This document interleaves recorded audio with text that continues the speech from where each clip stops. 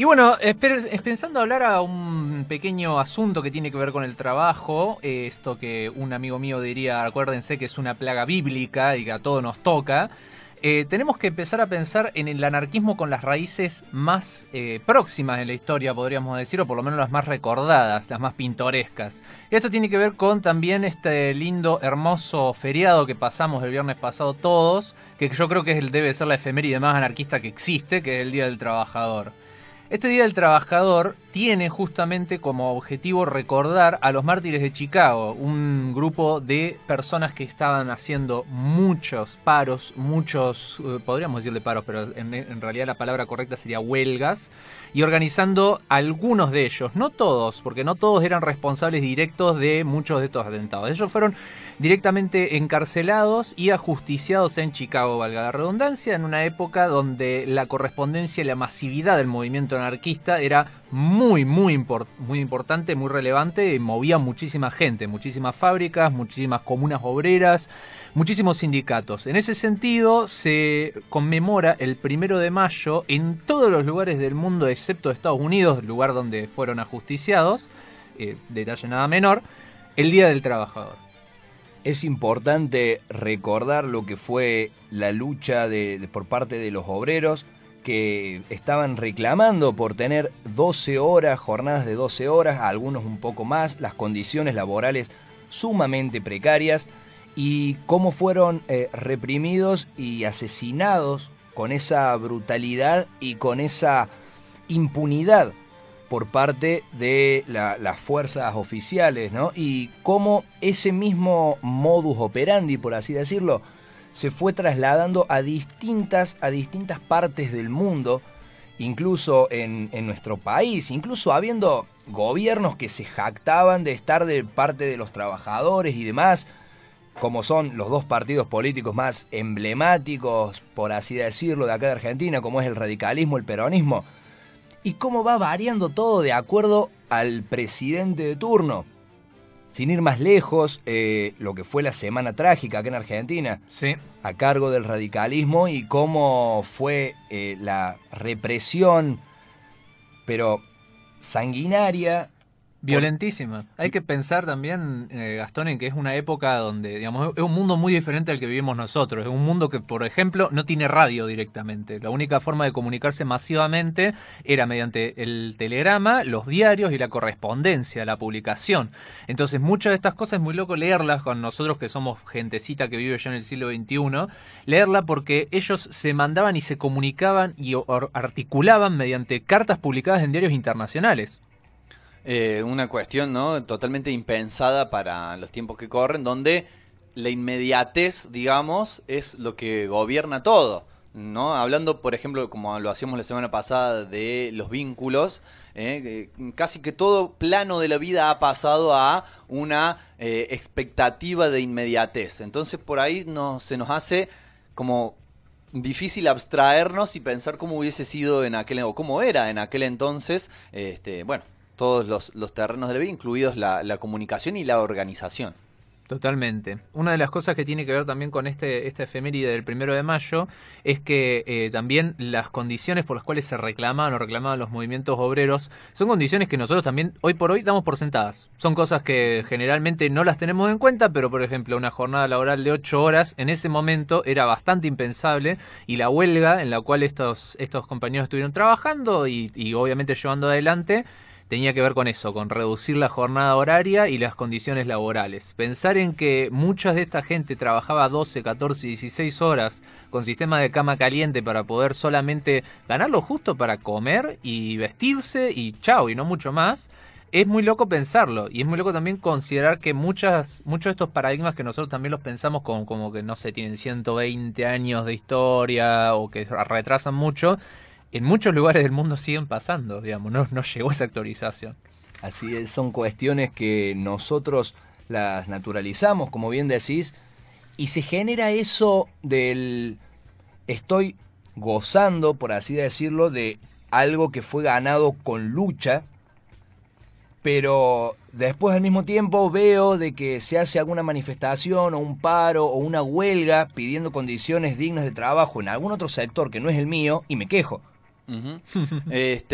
Sí, eso claramente. Por otro lado también, un par de así como datitos de color, si se quiere, como para evidenciar cómo ha habido ciertamente una especie de borrado, ¿no? A la 1984, un borrado de la historia del movimiento anarquista.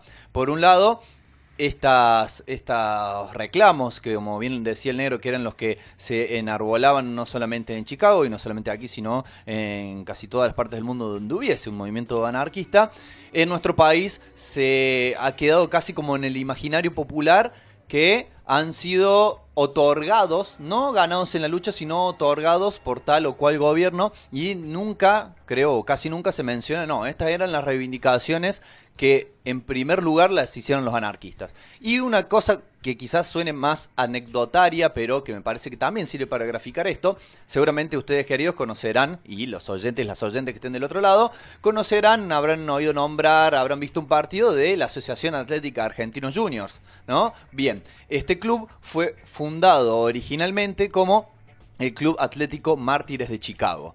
Y con los sucesivos cambios de dirigencia y tras lo que fue también la barrida / exterminio de los movimientos anarquistas en este país, se lo pasó a denominar con su nombre actual, el cual también evidencia un cambio de paradigma total, ¿no? De ser los Mártires de Chicago a argentinos, ¿no? Bien delimitados con el tema nacionalista, fronterizo y demás, y juniors, como, ¿no?, por debajo de alguien que es como el senior, ¿no? Para graficarlo de alguna manera.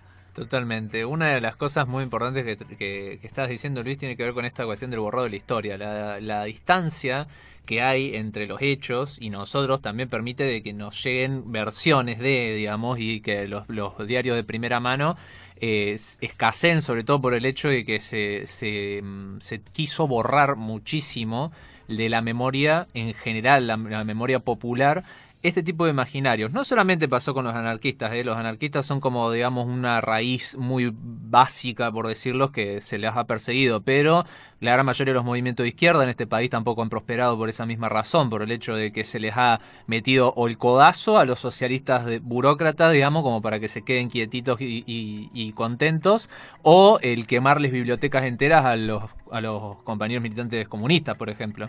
Entonces, en ese sentido, todo lo que va o iba o fue en contra del ser nacional colonizado siempre tuvo como generó ciertas rispideces. Y es muy simple también.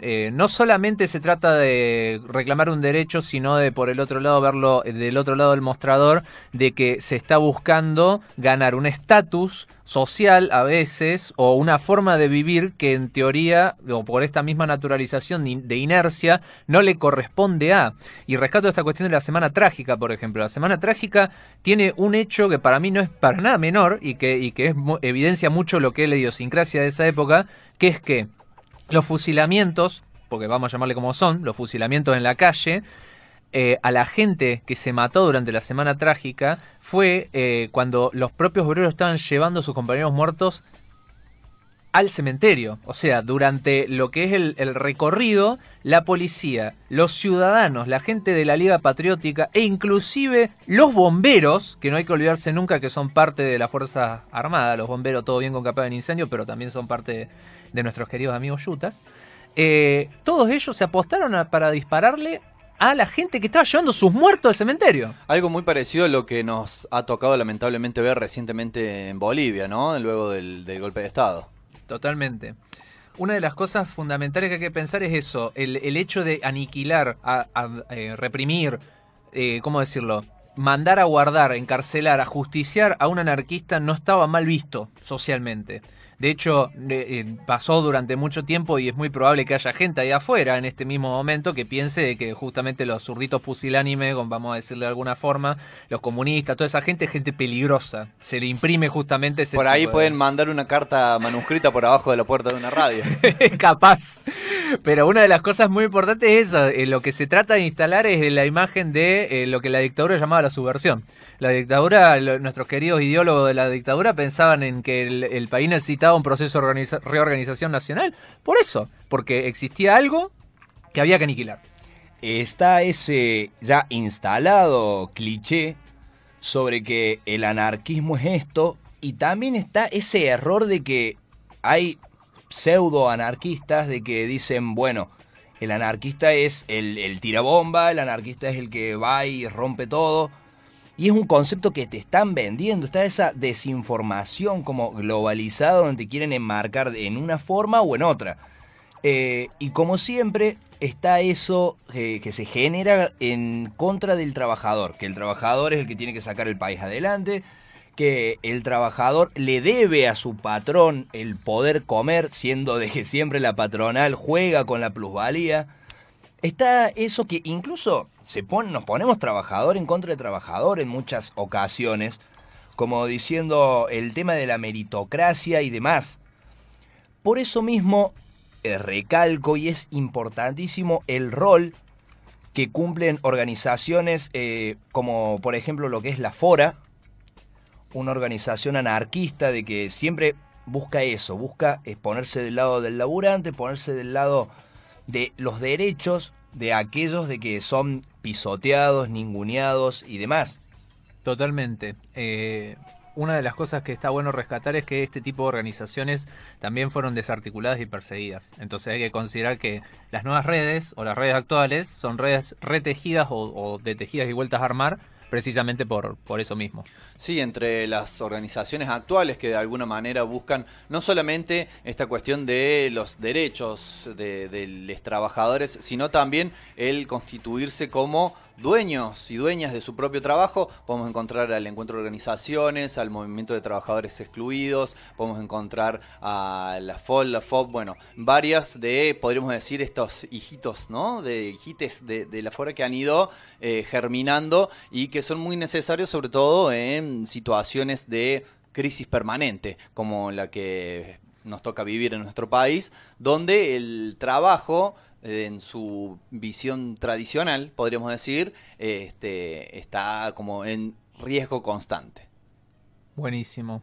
Una de las cosas que también quería dejar justamente sobre, como para que tomemos en cuenta, como empezamos hablando de trabajo, que es como un eje intrínseco al anarquismo en general, y terminamos hablando del anarquismo en sí, ¿no? Terminamos hablando de los pequeños movimientos, pequeñas articulaciones, y trayendo a colación ejemplos históricos, capaz en un esfuerzo de querer también contar un poco el otro lado de la historia, pero también me parece que no es menor, ¿no? El hecho de que hablar de una cosa tan fundamental en la vida de nosotros seres humanos del siglo XXI, como es el trabajo, 21, 20, 19, nos podemos ir para atrás, terminamos hablando también de cómo consideramos filosófica y sobre todo políticamente el trabajo, ¿no? También podemos hablar o escuchar de cómo consideramos política y filosóficamente a muchas veces el fruto de ese trabajo, que es el dinero. Acá nuestro querido Negro Biglietti nos ha traído el primero de los temas musicales de los cuales vamos a disfrutar hoy. Me gustaría que él lo presente.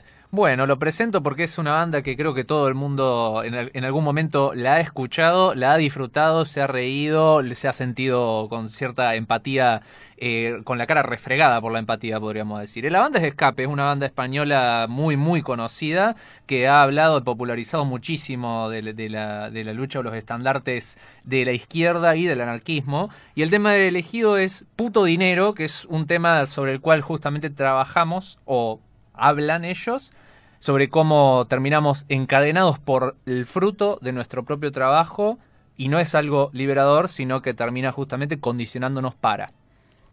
Vencedores vencidos. Existe otra manera de ver, de pensar y de sentir la realidad. Todos los lunes de 20 a 22 horas exploramos los distintos elementos que componen nuestra vida cotidiana desde el prisma del arte y el anarquismo.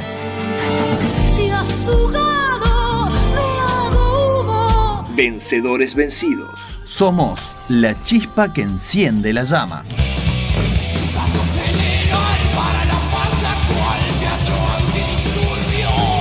Por el 93.3 FM y en radiolaquintapata.com.ar.